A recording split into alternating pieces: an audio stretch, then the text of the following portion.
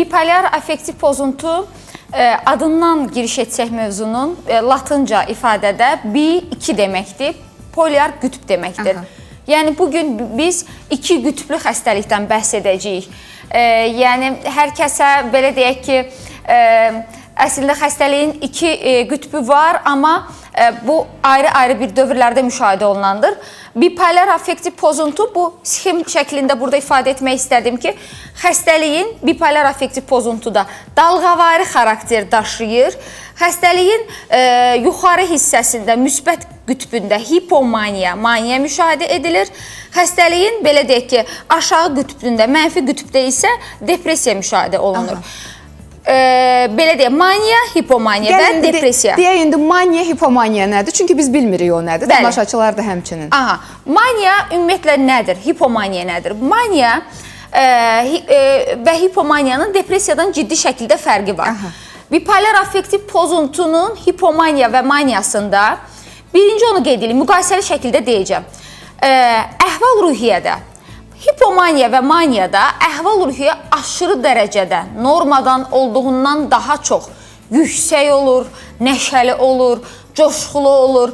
Şəxs belə deyək ki, qəhqəhə çəkib gülür və bu belə deyək ki, impulsiv olur, davranışlarını kontrol edə bilmir, dürtüsəl olur. Belə deyək ki, qeyri-iradi formada davranışlar etməyə başlayır. Maşını sürətli sürür. Küçənin ortasında geyimini soyunur.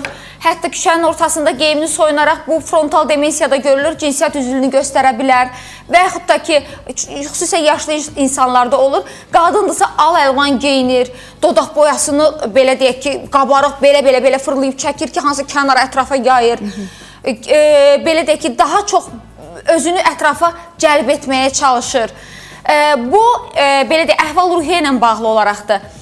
Depressiyada isə əhval-ruhiyyə çökkün olur, maraq olmur, zövq enir, həyatdan zövq almır, çökkün, bitkin vəziyyətdə olur. Hipomaniya, maniyada şəxs aşırı dərəcədə özgüvənli olur. Bu özgüvən dəxlisiz yerə olur, yəni bir aidiyyəti olmadan özgüvən olur.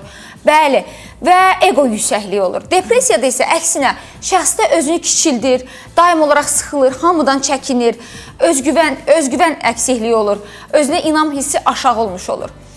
Hipomaniya və maniyada müşahidə olunan daha çox, belə deyək ki, yaddaş problemləri olur. Şəxsin düşüncələri və fikirləri o qədər sürətli olur. Biz buna düşüncə və fikirlərinin uçuşması deyirik. Şəxs o qədər sürətli düşünür ki, həmin o düşüncələri və fikirləri dilinə tökə bilmir. Nitq sürətli olur, dəxlisiz olur, adiyyət olmadan danışır, məntiqsiz danışır. O qədər sürətli danışır ki, söz əlaqəsində onu kəsmək mümkün olmur, nə danışdığı anlaşılmır. Bəzən nitqi bu danışıq fonunda kəkəlib dayana bilir, sönmüş vəziyyətdə ola bilir. Depressiyada isə nitq yavaşımış vəziyyətdə olur. Fikirlər və düşüncələr ləng gedir. Şəxs beynində daim olaraq gələcəyə dair negativ düşünür, ölüm düşüncələri olur, bədbin düşüncələri olur. Pis bir hadisələr gələcəyindən, övladının, yaxınlarının başına pis hadisə gələcəyə düşüncələr olur və bu düşüncələr fonunda fikri daim olaraq dağınıq olur, fikirlərini dilinə tökə bilmir, nitq ləngiyir və nitqi belə donuq vəziyyətdə olur. Hətta bəzən olur ki, belə deyək ki, danışdığı yerdə donub baxır və fikrini ifadə edə bilmir. Belə deyək, yaddaşa gəldikdə isə, əslində qalanda bipolyar affektiv pozuntunun maniyasında yaddaş iti olsa belə, sürətli olsa belə, lakin onların yaddaşı müvəqqəti bir yaddaş xarakterini daşıyır. Yəni, hər hansısa bir işlərini icra edə bilmirlər. Hərəkə aktivlik yüksək olsa da, nitq sürətli olsa da akademik bacarıqları aşağı olur. Perspektivaları aşağı olur. Gördüyü işləri yarımçıq görməyə başlayırlar. Lakin depressiyada isə yenə də diqqət dağınıq olur, diqqət çatışmazlığı olur, diqqət defisit olur və akademik bacarıqları aşağı düşmüş olur. Hipomaniya və maniyada şəxs aşırı dərəcədə qidalanmağa meyilli olur. O qədər yemək yeyir ki, yeməkləri belə adiyyəti olmayan yeməkləri bir yerdə yeyir. Süd içəcək, oradan bal yeyəcək, oradan kabab yeyəcək, aş yeyəcək. Yəni adiyyəti olmadan yeyir və qarma-qarşı doyma hissiyatı olmur. Şəxsin nəticə etibarilə Günah xanım sürətli olaraq bədən kütlə indeksi artır, çəkisi artır. obez yaranır, metabolizm pozulur, bəzən bulimiya, tıxanıcasına yemə pozuntusu yaranır, yeyərək özünü qusturmağa başlayır. Depressiyada isə, xüsusən tipik depressiyada, major depressiv epizod fazasıdırsa burada, yəni xüsusən burada odur, major depressiv epizod müşahidə olunur ki, şəxsin qidalanması zəifləyir. Yeməyin dadı tam ağzında dadımır, iştahsız zəifləyir, bədən kütlə indeksi düşür, arıqlayır, çəki itirir, kaheksiya, aneksiya yaranır. Amma atipik depressiyada isə fərqli olaraq biz söyləmişdik, burada iştahı daha çox artmış olur. Amma bizim bipolar affektiv pozuntuda danışdığımız depressiya major depressiyadır, klassik depressiyadan bəhs edilir. Daha sonra cinsəl istəyə nəzər yetirdikdə, bipolar affektiv pozuntunun maniya və hipomaniyasında cinsəl həvəs aşırı dərəcədə artır. Şəxs təsadüfi cinsi münasibətlərə daxil olur, tanımadıqları insanlarla küçədə, heç bilmədiyi insanlarla cinsi münasibətə daxil olur. Buradan bir çıxarış edeyim. Frontal demensiya var, yaşlı insanlarda müşahidə olur, 60-65 yaş üzərində. Bu demensiya növündə maniya müşahidə, əgər şəxs gənclik, yeniyetməlik çağında maniya başlayarsa, Günay xanım, 13, 15, 17-li yaşlarda, yaşlaşanda frontal demensiya zamanı maniakal epizod müşahidə olunur. Nə olur bunlarda? Şəxsin yaşı irəliləyib 60-65 yaşındadır, kiçik yaşlı qız uşaqlarına meyil göstərirlər, evlənmək istəyirlər, xüsusən özündən qat-qat aşağı gənc qızlarla ailə həyatı qurmaq istəyirlər. Bəzən el arasında deyirlər, utanmır yaşından, başından, filankəsin qızına göz dikibdir. Yəni bu bir xəstəlik əlamətidir. Bu onun özündən asılı olmayaraq beyində baş verən demensiya fonunda gedir. Ağıl zəifliyi deyirik, biz qocalıq ağıl zəifliyi. Amma burada bu qocalıq ağıl zəifliyi bunun yaddaş pozuntusu vermir. Davranışla bağlı olaraq pozuntu yaranmış olur. Bu dəhşətli bir mənzərədir. Yəni bu mənzərəni yalnız mütəxəssis təyin edib diaqnoz qoya bilər. Bəli. Və bu hallarda düzdür, bəzən kənardan belə ifadələr səslənir siz dediyiniz kimi, amma bu artıq bir xəstəlikdir, bu bir psixoloji pozuntudur. Ona görə xəstə yaxınlarından, bax bu cür əlamətlər müşahidə olunan insanlardan xahiş edirik ki, vaxtında həkim-psixiatra müraciət etsinlər. Və bugün haqqında danışdığımız bipolar affektiv pozuntu xəstəliyinin daha çox hansı yaşlarda özünü göstərdiyini istəyirəm bipolar affektiv pozuntu, Günay xanım, gənc yeniyetməli çağında 13-15-li, 17-li yaşlarda olur. Buradan bir diferensial diaqnostikaya toxunum ki, yeri gəlmişkən, diqqət əksikliyi və hiperaktiv pozuntu ilə bəzən bipolar affektiv pozuntunun maniakal vəziyyəti qarışdırılır. Necə doktor? Hər ikisində, bəli Günay xanım, hər ikisində hərəkə aktivlik görülür. Amma hiperaktivlik pozuntu biz bildiyimiz kimi 2-3 yaşından artıq 5 yaşında özünü tam ifadə etmiş olur. Amma bipolar affektiv pozuntu 13-15-li yaşlarda olur. Və bipolar affektiv pozuntu adından məlum olduğu kimi maniya, depressiya epizodları olur. Epizodik xarakterli, təkrarlanan bir valideynlər xəstəlikdir. diqqətli olsunlar da, yeniyetmələr həssas mövzudur hər birimiz üçün. Bizim evimizdə də var bir yeniyetmə qız. Yəni onu demək istəyirəm ki, bəzən valideynlər qaçıra bilirlər bu anı və yaxud da kənardan belə müdaxilələr olunur. Müəyyən əlamətlər görürsən yeniyetmələrdə olur, yaxınlarda, qohumlarda, tanışlarda və yaxud da anası bölüşür, valideynləri bölüşür, ailə üzvləri bölüşür, söyləyir ki, nəsə əvvəlki kimi deyil. Qonşu deyir ki, mənim uşağım da elə idi, mənim qızım da elə idi, mənim oğlumda da o əlamətlər var idi, narahat olma, yeniyetməlik dövrünün o keçid dövrüdür, keçəcək, amma keçirmi? O qədər incə yerə məqama toxundunuz ki, Günay xanım, yeniyetmələrdə ən çox müşahidə olunan müvəqqəti özünə qapanma. Ola bilər ki, şəxsdə bipolar affektiv pozuntu depressiya ilə başlayır, siz dediyiniz kimi. Bipolar affektiv pozuntu depressiv epizodla başlayırsa gəncdən olur, özünə qapanır. Qızdırsa menstrual sikli vaxtı öz gigiyenik qaydalarına əməl etmir. Oğlandırsa üzünü qırxmır, təmizləmir, ümumiyyətlə çinmir, yuyunmur. Ana deyir ki, mən onu zorla doktor hamama yola salıram, yəni çox pis vəziyyətdə. Xarakterinin bir xüsusiyyəti kimi qiymətləndirirlər. Qeymini dəyişmir Günay xanım və deyirlər ki, yəqin yeniyetmədir, siz demişkən gəncdir, keçid dövrüdür, keçəcək və düzələcək. Və yaxud da ki, xüsusən yeniyetmələrdə ən çox müşahidə olunur, mən tez-tez rastlayıram. Yeniyetmənin adicə dilindən eşitdiyimiz bir söz, bezmişəm, yorulmuşam, əşi bu nədir, filan şey belə eləsəm, filan kəsin anası, atası, təəssüf ki, biz valideynlərimizi seçə bilmirik. Bunu eləyir, mən eləyə bilmirəm, imkan, yəni maddi baxımından olan bəzi məktəb dönəmində olan, belə deyək ki, uyğunsuzluqlar olur ki, məktəb yoldaşları ilə özlərini müqayisə edirlər, onun fonunda depressiya düşürlər, telefonlarını müqayisə edirlər, filan kəsin telefonu filan markadır, filan kəsin geyimi filan cürdür. Yeniyetməli çağından depressiv vəziyyət burada başlayır və yaxud da ki, şəxs, qız başlayır artıq bu depressiya vəziyyətində və yaxud da oğlan uşağı sürətli olaraq telefon vərdişi yaranır. və telefonda, sosial şəbəkələrdə sürətli videolar izləməyə başlayır. Halbuki Günay xanım o videonun nədən bəhs etdiyini belə artıq dərk edə bilmir. Çünki arda-arda sadəcə izləyir. Bəli, sadəcə arda-arda izləyir, amma öz fonu depressiyadadır. Yəni o artıq o zövqü, marağı o telefondan, internet dünyasından almış olur. Maniakal vəziyyət başlayır və bir şey qeyd edeyim ki, bipolar affektiv pozuntuda hipomaniya ilə maniyanın fərqi nədir? Maniyada kliniki əlamətlər nisbətən sönmüş olur. Hipomaniakal vəziyyətdə olan şəxs normal bizi kimi işləyə bilər, Günay xanım, çalışa bilər, işinə gedib gələ bilər. Yəni gizli formada qala bilər. Bəli, amma fərq nə olur? Məsəl üçün, yaxın iş yoldaşları deyir ki, nəsə elə bil bu biraz fərqli olub. Heç məndən borc pul zat istəməzdi, yığıb o günləri deyir ki, mənə borc pul ver. Bankdan gedir, deyir ki, kredit ver. Və yaxud da ki, maniakal vəziyyətin ən çox maraqlı bir xüsusiyyəti odur ki, yuxu ehtiyatı azalır. Şəxs yuxusuz qalır. Qadındırsa nə eləyir? Mənim qadın pasiyentlərim vardı. Gecənin birində üzü səhərə durur, başlayır biş-düş eləməyə. Aş bişirəcək, xaş bişirəcək, dolma bükəcək, özü çətin yeməklər eləməyə meyilli olur. Və stol açır, başlayır qonaqlıqdır sanki. Kişidirsə oyanacaqdır, çıxacaqdır bayra, sürətli maşın sürəcəkdir və yaxud da ki, hər hansısa bir özünü böyütmə var axı bunlarda. Həmin anda onlara enerji gəlir. Enerji artışı olur, dəhşətli dərəcədə.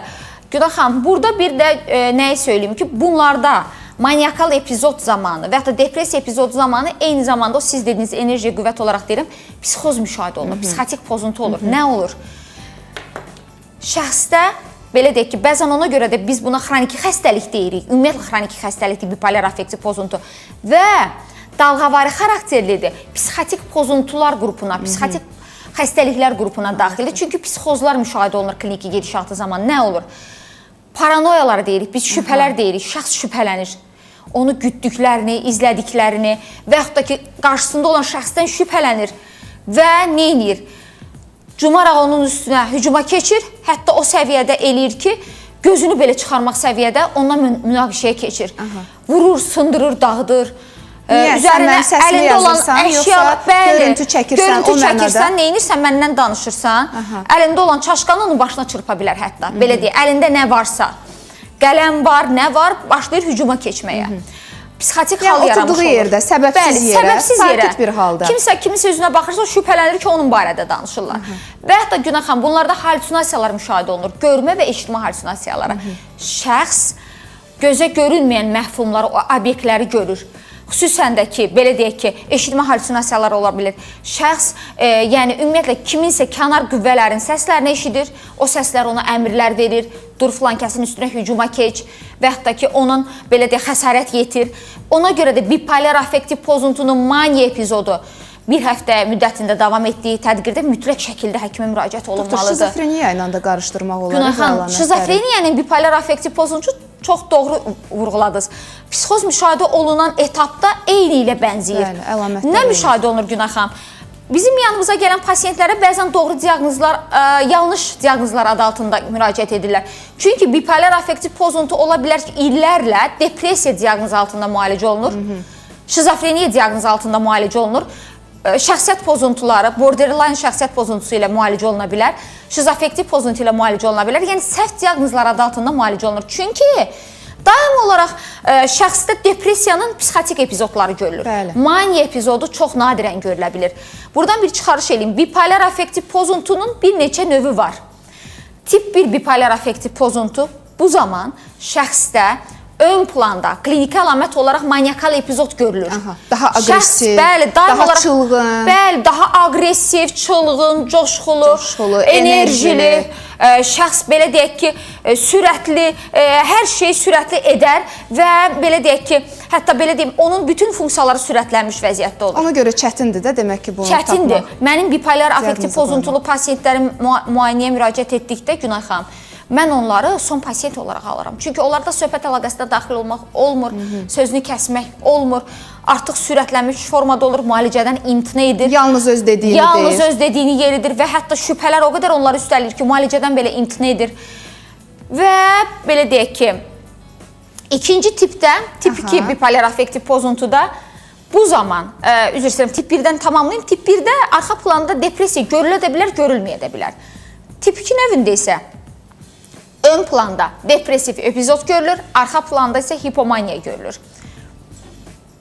Mən indi onun müalicəsi barəsində də sual verən izləyicilərimiz üçün doktordan xahiş eləyəcəm ki, bipolar affektiv pozuntunun müalicəsi olub-olmadığını da ətraflı şəkildə danışsın. Çünki suallar həddindən artıq çoxdur. Doktorumuz fikirlərini yekunlaşdırsın. Dərhal sonra sizin sualları da səsləndirəcəm. Narahat olmayın, vaxtımız var. Siklotimiya deyirik Günay xanım. Siklotimik pozuntu zamanı isə bu zaman dalğavari yüngül olur. Hipomaniya və depressiya. Yüngül formada bir-birini əvəz edir və 2 il davam edir. Ən əsas nəyə toxunmaq istəyirəm? Bipolar affektiv pozuntu zamanı dərmandan asılı olaraq maniya epizodu yarana bilər. Bu, belə deyək ki, ixtisası olmayan həkimlərin müraciət edərək nerv patoloqa, kardioloqa, endokrinoloqa, doktor əhvalım aşağıdır, mənə dərman yazın, biraz əhvalım düzəlsin, mən psixiatra getmək istəmirəm deyə ifadələr işlədirlər və digər ixtisaslı həkimlər də müalicəyə başlayırlar, antidepressant yazırlar. Doğru qoyulmamış diaqnoz fonunda təyin edilmiş antidepressantın hətta qrupu, elə qrup antidepressantlar var ki, Günay xanım, bu artıq şəxsdə maniakal epizod yarada bilir. Və yaxud da ki, diaqnoz düzgün təyin olunmayıbdır. Həkimə elə gəlir ki, burada sadəcə olaraq depressiyadır, heç bipolar depressiya deyil. Çünki bipolar affektiv pozuntunun da depressiya epizodu var. Major depressiv epizodda da depressiya epizodu var. Və yanlış təyin olunmuş antidepressant qrupu şəxsi maniakal epizoda sala bilir, maniakal epizoda keçid edə bilir. Vəziyyəti daha da ağırlaşdırır. Hətta o vəziyyətdə olur ki, yığırlar nömrəmdə, deyirlər ki, doktor, biz onu maniyyə gətirə bilmirik, çox kəskin vəziyyətdədir, artıq evdə saxlaya bilmirik, dağıdır, sındırır, bilirik ki, gedib klinikada. Hətta mən stasionar şəraitə yatırdığım xəstələr olub ki, Günay xanım, stasionara belə dağıdıb, sındırıb. O qədər kəskin vəziyyətdə olur ki, kəskinləşdirib artıq müalicəyə. Ailə evin içində yaxınlarına hər hansı bir təhlükə oynayırmı bu zaman? Mən burada incə bir məqam var.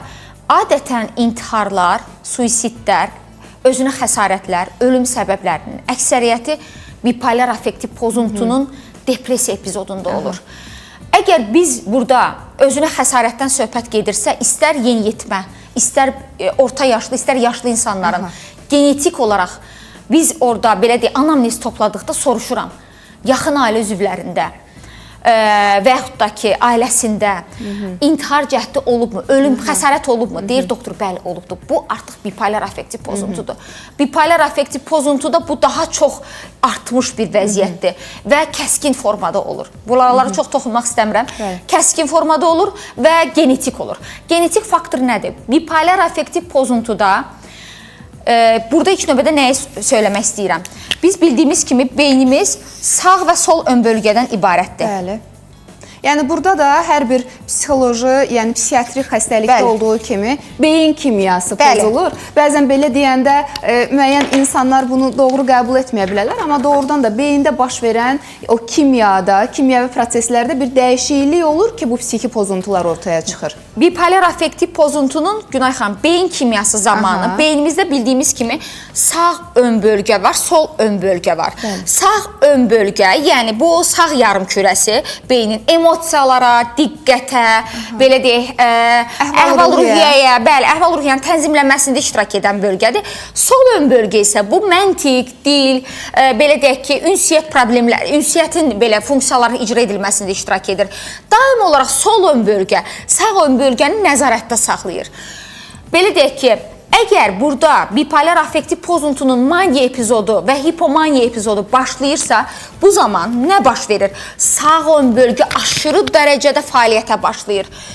Sağ ön bölgədə hiperaktivlik olur, impulsivlik olur, dürtüsəllik olur, şəxs aşırı dərəcədə qabarıq emosional vəziyyətdə olur. Sol ön bölgə artıq sağ ön bölgənin nəzarətini itirir. Və nəzarət edə bilmir ki, sakit ol, emosional olma, hərəkət aktivliyini aşağı sal. Bu halda maniakal epizod başlayır. Lakin sol ön bölgədə əgər fəaliyyət zəifliyi müşahidə olunursa, sağ ön bölgə isə dominant olaraq nəzarətini itirirsə, emosional bir, belə deyək ki, zəifləmə müşahidə olunursa, çökmə müşahidə olunursa, artıq bu zaman depressiya epizodu yaranır. Şəxsin çökkün ruh hal olur, özünə qapanır, həyatdan zövqü almır, yuxu pozuntusu yaranır və artıq depressiv epizod formalaşmış olur.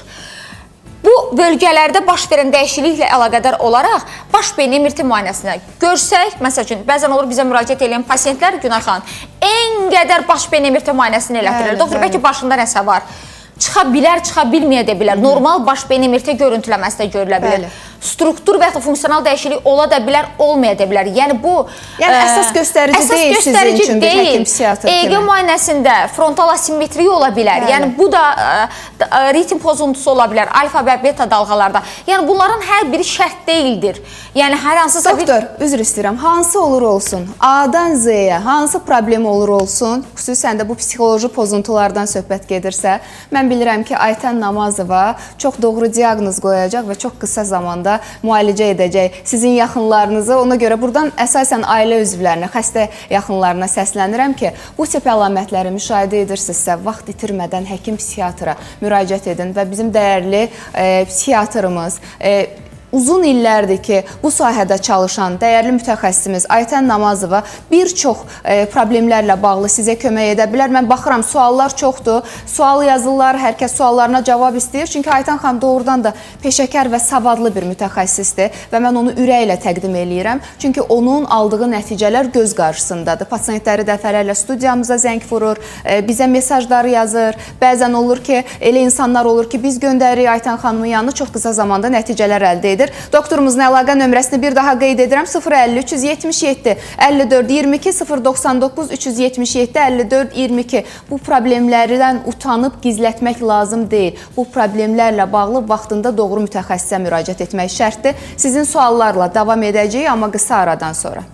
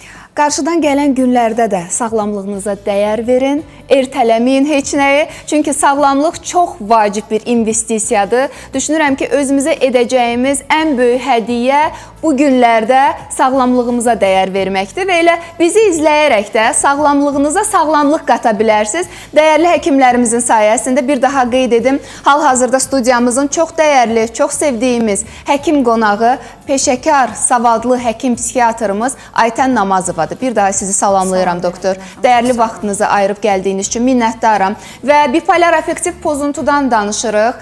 Şəxsin kəskin əhval-ruhiyyəsinin dəyişməsi, bəzən özünü çox əhval-ruhiyyəli, enerjili hiss edib, daha sonra bir çöküş yaşaması. Bu əlamətləri özünüzdə, yaxınlarınızda müşahidə edirsinizsə, vaxtında psixiatra müraciət edin. Çünki bəzən psixiatra müraciət etməkdən çəkinirlər doktor. Sanki elə düşünürlər ki, psixiatr yalnız şizofreniya xəstələrinə müraciət edir, amma belə deyil. O xəstəlikləri sadalayanda depressiya, panik atak, həyəcan, təşviş pozuntusu, bugün haqqında danışdığımız bipolar affektiv pozuntu və ötən verilişlərimizin birində biz elə bir mövzuda danışdıq ki, doktor, doğum sonraki depressiya. Bizə çox geri dönüşlər oldu. O qədər insan təşəkkür elədi ki, nə yaxşı ki, məhz sağlam gün ay vasitəsilə bu cür mövzuları işıqlandırmış olursunuz. Mən təbii ki, həkimimizə təşəkkür eləyirəm ki, bu mövzunu çox savadlı şəkildə sizə təqdim elədi. Həmçinin də bugün haqqında danışdığımız bipolar affektiv pozuntu və doktor, ən çox verilən suallardan biri də bu xəstəliyin, bu diaqnozun sağalıb sağalmayacağı ilə bağlıdır. Müalicəsi haqqında istəyirəm məlumat verəsiniz. Bipolar affektiv pozuntu xroniki bir xəstəlikdir. Dalğavari xarakterli bir xəstəlikdir, qeyd etdiyim kimi. Yəni, müsbət qütbündə görülən hipomaniya və maniyanı, mənfi qütbündə isə depressiya görülür. Bəli. Və bu epizodların təkrarlanmamağının qarşısını almaq üçün dərman müalicəsinə, yəni farmakoterapiya ilə müalicəyə başlayırıq. Bipolar affektiv pozuntu xroniki xəstəlik olsa da bu epizodlar arasında biz nisbi sakitlik, nisbi sağalmanı əldə edə bilirik Günay xanım. Yəni remisiya əldə etmiş ola bilirik. Bəzən bu remisiyalar hətta illərlə belə davam edə bilir.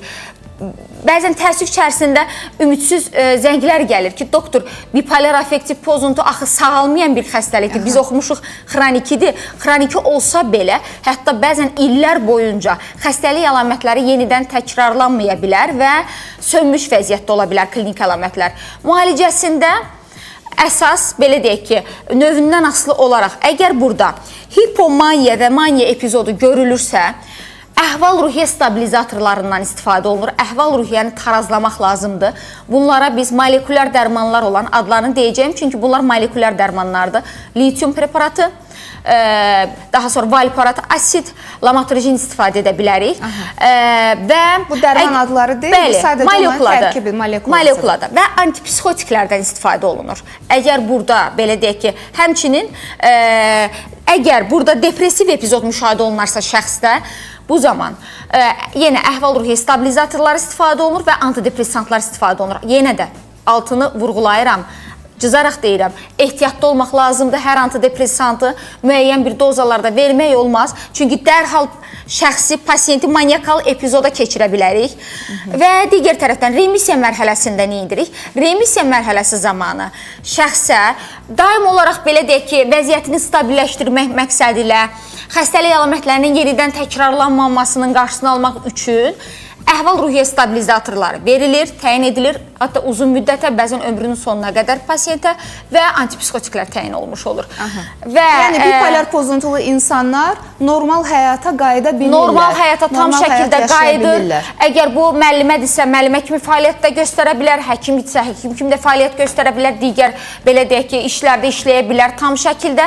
Hətta, belə deyək, bipolar affektiv pozuntulu, belə deyək, qızlar ərə gedib, uşaq da dünyaya gətirə bilər. Stabillik, məqsəd burada şəxsi normal, doğru, düzgün dozalarla müalicə etmək, düzgün diaqnoz təyin etmək və artıq o halda remisiya əldə etmiş ola biləcək, xəstəlik əlaməti silinmiş olacaqdır. Bipolar affektiv pozuntu ilə bağlı çox suallar var. İndi o sualları səsləndirəcəm, amma ən çox verilən sual doktorumuzun əlaqə nömrəsi ilə bağlıdır. Çünki efirdə bizi ATV-də izləyən izləyicilərimiz nömrəni görsələr də TikTok canlı yayımımızdan, Instagramdan nömrəni görə bilmirlər. 050 377 54 22 elə eyni nömrənin 0 99-u da aktivdir. 377 54 22. Artıq doktorumuz sualınızı cavabladı. Bir bəy izləyicimiz 35 yaşım var söylüyor. Deyir ki, bipolar xəstələr, yəni bipolar pozuntudan əziyyət çəkən xəstələr işləyə bilərmi?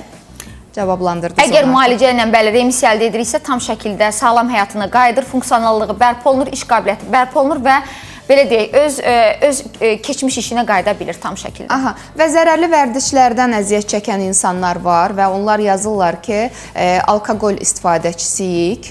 Təbii ki, bundan yan qaçmaq lazımdır. Bu xəstəliyi ağırlaşdıra bilərmi? Alkoqol və narkotik maddələrdən istifadə ümumiyyətlə bipolar affektiv pozuntu xəstələrində yaygındır. Və bizim müalicəmizdə həmçinin alkoqol və narkotik maddələr istifadə edən şəxslərdə yaranmış olan psixozlar bipolar affektiv pozuntuya bənzəyir.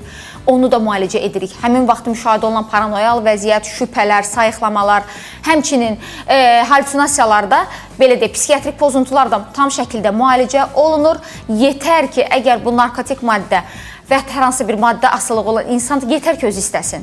Əgər burada istək varsa, özünün belə deyək ki, artıq o maddədən qurtulmaq istəyi varsa, Günay xanım, bunu müalicə etmək çox asan olur və tam şəkildə öz sağlam həyatına qayıtmış olur həmin belə deyək gənc.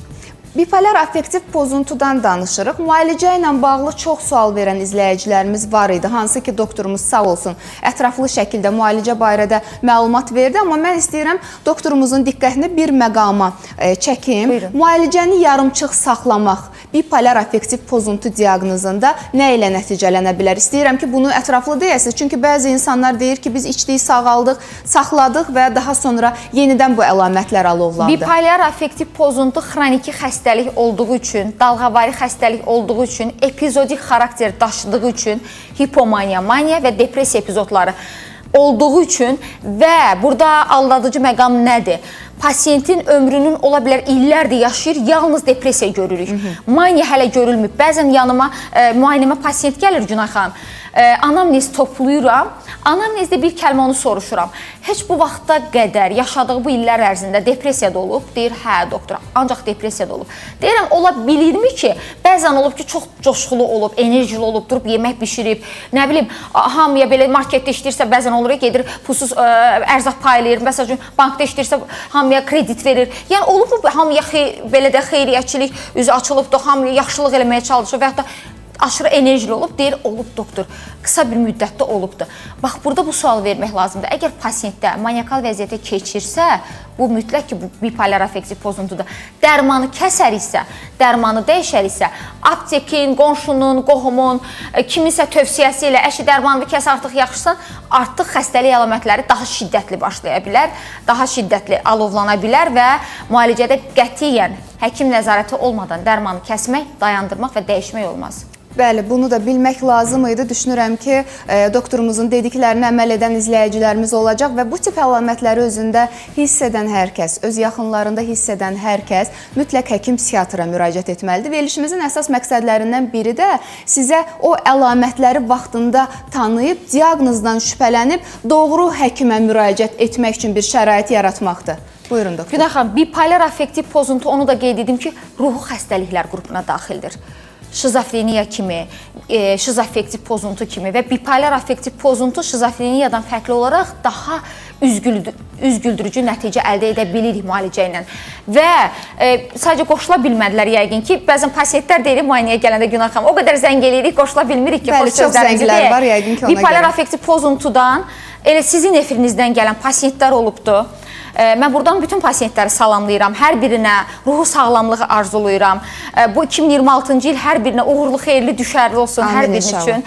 Və belə deyək ki, həmişə deyirəm ki, müayinəni bitirəndə, yəni tamamlayanda da artıq mənlə sağollaşırlar. Deyirəm ki, haçansa kimsə qadınsa, deyirəm, övladını məktəbə gedəndə gələrsən və yaxud da ki, hamilədirsə, deyirəm, doğuşdan sonra gələrsən və ya da bir oğlansa, deyirəm, evlənəndə gələrsən. Yəni belə deyək ki, şirinliyini verərsən. Buradan hər birini salamlayıram. Pasiyentlərim mənim üçün çox əzizdir. onları çox istəyirəm, bilirlər. Ünsiyyətdə olanda da deyirlər ki, doktor, o qədər belə deyək ki, can yandırırsınız ki, səmmisiniz ki, biz belə deyək də, bəlkə də illərlə axtardığımız həkimi sizdə tapmışıq. Bunu bir şey üçün demirəm özümə, amma hər birini ayrı-ayrılıqda çox istəyirəm, hər birini öz ailə üzvümün belə deyək, simasında görərək müalicə təyin edirəm. Bəli, sizin gördüyünüz iş çox məsuliyyətli işdir, cəmiyyət üçün önəmli bir işdir, dəyərli psixiatrımız. Və elə pasientləriniz də sizi çox sevirlər. Ən azı bizə gələn o geri dönüşlər bunu söyləməyə mənə haqq verir. Minnətdaram sizə. Qarşıdan gələn yeni iliniz və dünya Azərbaycanlılarının həmrəylik günü münasibəti ilə sizi təbrik eləyirəm. Uğurlarınız bol olsun. Necə ki 2025-ci ildə uğur sahibi oldunuz, 2026-cı ildə həm sizin üçün, həm ailə üzvləriniz üçün düşərli olsun. Kanalınız həmişə belə baxımlı, həmişə belə gözəl. Günay xanım, sizin sayənizdə cəmiyyətimiz belə deyək, bizim də vasitə, yəni danışıqlarımızla, hansı mövzu müzakirələrimizlə maarifləndirlər. Mən sizə təşəkkür edirəm. Yeni iliniz 2026-cı iliniz uğurlu, xeyirli, düşərli, can sağlıqlı olsun. Amin inşallah. Qarşılıqlı da arzularınız. Qısa ara.